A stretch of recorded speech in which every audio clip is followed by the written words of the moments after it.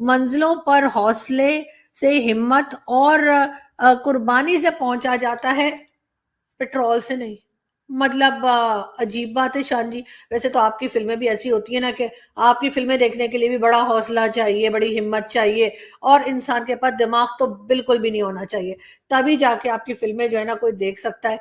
मैंने बड़ी कोशिश की थी, 2-3 बार कोशिश की, नहीं देख पाई मैं। इतनी जबरदस्त आपने एक्टिंग की थी कि मैं तो ऑस्कर अवार्ड के, ऑस्कर से भी ज्यादा अगर कोई बड़ा अवार्ड होता है तो मैं कहती हूँ वो आपको दे दिया जाए, और साथ ही हाथ जोड़ दिए जाए, भाई आइंदा एक्टिंग मत करना, कोई और काम कर लो, रिक्शा चला लो, हो सकता है रिक्शा अच्छा चला लें आप लाहौर में, लेकिन ना ये एक्टिंग वाला काम जो आपने बरसों से शुरू कर रखा है और आज तक आपको नहीं आई, ये भी एक बड़ा आर्ट होता है। वरना तो बड़े बड़े लोग होते हैं जो काम शुरू करते हैं, शुरू में बड़ा खराब करते हैं, लेकिन आहिस्ता आहिस्ता करते करते सीख जाते हैं, और फिर आगे जाके उनके काम में बहुत हम देखते हैं, चाहे वो एक्टर हो, सिंगर हो, जर्नलिस्ट हो, या मेरे जैसे छोटे मोटे टीवी एंकर या जर्नलिस्टों के काम कुछ ना कुछ सीख जाते हैं। लेकिन आप पे आफरीन है कि आप बरसों से एक्टिंग कर रहे हैं और आज तक आपको कख नहीं आया। मैं साफ करी, इतनी सड़ी हुई फिल्में आप करते हैं, इतनी थकी हुई एक्टिंग आप करते हैं, और उसके बाद क्या इस तरह की बातें करने पे भी पकड़ के बंद कर देंगे। लेकिन मैं झूठ तो नहीं बोल रही। अच्छा, वो मतलब बूट पॉलिशियों को कुछ नहीं कह सकते, सॉरी, नहीं नहीं जी, शान की तो क्या फिल्में होती है जी, क्या बात है शान साहब की तो।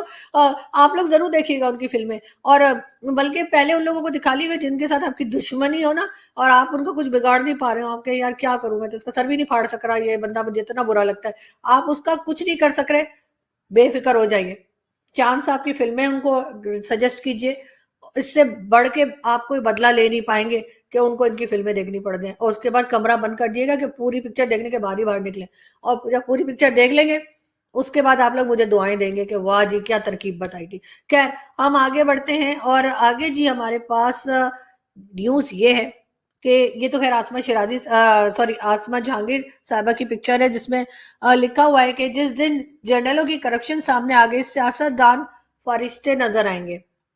मैं जी बहुत बड़ी फैन हूँ आसमा जहांगीर साहबा की, और आई विश कि मैं कभी उनसे मिली होती लाइफ में, और बहुत ही जबरदस्त किस्म की बातें किया करती थी, बहुत ही बहादुर किस्म की खातून थी, और आई विश कि मैं इनकी तरह कुछ बात कर पाऊं, इनकी इनको फॉलो कर पाऊं, और कुछ ना कुछ जो भी इनसे सीखा है, इनकी बातें सुनकर, इनके टीवी शोज देख के, इनके आर्टिकल्स पढ़ के, इनको इनको इनको जैसे कहना चाहिए, इनके स्टेटमेंट्स देखकर कुछ ना कुछ जो सीखा है उसको मैं जरूर फॉलो करूंगी, और कोशिश करूंगी कि कुछ बेहतर काम कर सकूं जर्नलिज्म में।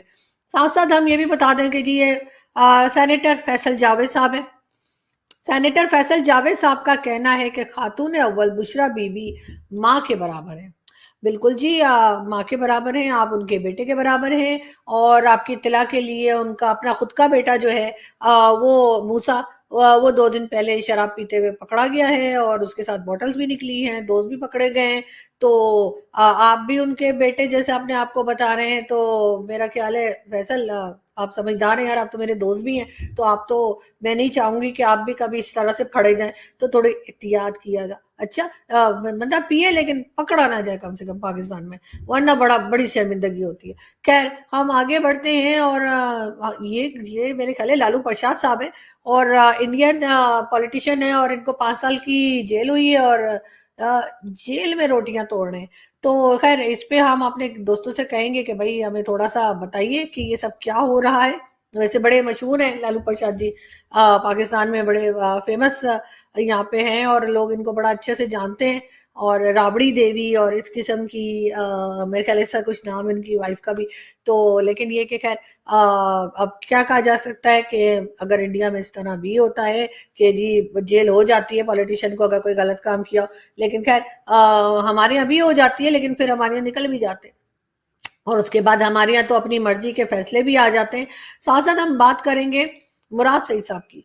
मुराद सईद साहब जी इमरान खान के बहुत ही फेवरेट मिनिस्टर हैं, और आजकल काफ़ी ज़्यादा खबरों में है, इसलिए कि हर कोई कह रहा है कि इनको जी बेस्ट मिनिस्टर का अवार्ड दिया था, तो क्यों दिया था। उसके बाद रेहाम खान की बुक में भी इनका जिक्र है, और आजकल वो बुक सभी पढ़ते हुए नजर आ रहे हैं, यहाँ तक कि रशियन जो प्रेसिडेंट है उनके साथ भी रेहाम खान की बुक नजर आ रही है। तो क्या कहा जा सकता है कि क्या पढ़ रहे होंगे वो, शायद उसी पेज पे है जो पेज हम आपको बता रहे हैं।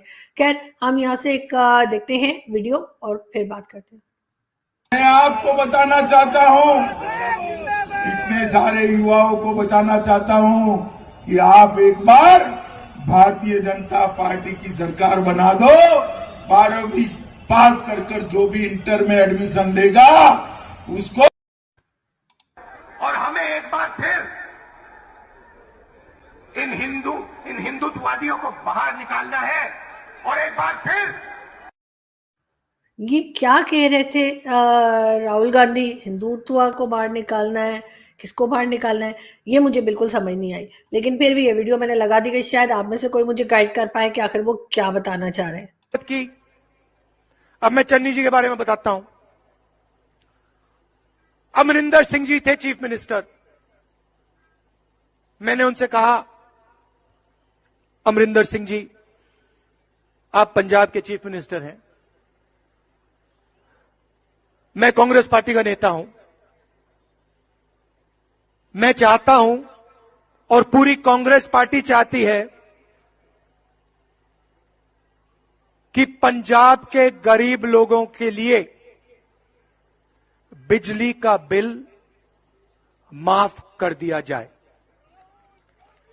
पंजाब का हर एक किसान चाहता है कि बिजली का रेट कम कर दिया जाए। आप जानना चाहते हो अमरिंदर सिंह जी को क्यों हटाया गया? मैं आपको बता देता हूं। अंदर की बातें हैं मगर मैं बता देता हूं। अमरिंदर सिंह जी को इसलिए हटाया गया क्योंकि अमरिंदर सिंह जी ने पंजाब के गरीबों की बिजली को माफ नहीं किया, इसलिए अमरिंदर सिंह को हटाया गया। और यह कोई गलत काम नहीं था भाइयों और बहनों, यह सही काम था। और यही बात मैंने चन्नी जी से कही। अमरिंदर सिंह जी ने मुझे कहा, राहुल हम बिजली का बिल माफ नहीं कर सकते। मैंने कहा क्यों? कहते हैं हमारा तो बिजली के कंपनियों के साथ कॉन्ट्रैक्ट है। मैंने सोचा भैया आपका बिजली की कंपनी के साथ कॉन्ट्रैक्ट है या पंजाब की जनता के साथ कॉन्ट्रैक्ट है? मतलब आप किसके चीफ मिनिस्टर हो? पंजाब की जनता के चीफ मिनिस्टर हो। मैं चन्नी जी के पास गया। जी, कितनी जबरदस्त बातें कर रहे थे ना कि उन्होंने कहा कि चीफ मिनिस्टर ऑफ पंजाब को कि जी आप बिजली के बिल ही ना रहे। काश कोई हमारे यहाँ भी इस तरह का लीडर आ जाए जो कहे जी बिजली के बिल ही ना दिया करें। वैसे आपस की बात है, मैं तो इस बार बिजली का बिल भरना ही भूल गई। मेरी तबीयत सही नहीं थी और वो जो ड्यू डेट थी वो निकल गई। अब अगली बार डबल होकर आएगा। मैं क्या बताऊं आप लोगों को मेरे साथ क्या क्या होता है। खैर छोड़े, मैं अपनी कहानी कहाँ लेके बैठ गई। हाँ, मैं आपको एक वीडियो और दिखाना चाह रही थी। मेरे जैसा बेवकूफ इस देश में नहीं है। मैं इनको लाया, मैंने नरेंद्र मोदी जी को प्रधानमंत्री बनाया और आज मैं लोकसभा का सांसद। नरेंद्र मोदी जी मुझे एक शब्द नहीं बोलने देते, मैं उनके सामने जाकर बोल भी नहीं सकता।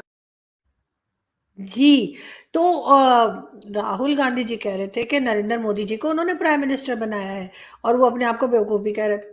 वैसे ही इस बात पे तो मुझे वही मोदी जी की बात याद आ गई जो कह रहे थे ना, कौन लोग हैं ये, कहाँ से आते हैं, कितने ऊंचे विचार रखते हैं। तो कुछ इसी किस्म की बातें इनकी भी मुझे लग रही हैं। खैर, आपसे मुलाकात होगी नेक्स्ट वीडियो में और हम और न्यूज लेकर आपके पास आते रहेंगे। आपने कहीं जाना नहीं है, हमारा इंतजार करना है और साथ साथ आपने हमारे चैनल को सब्सक्राइब भी करना है। जाते जाते एक वीडियो और, उसके अलावा अपना बहुत ख्याल रखिएगा। Thank you.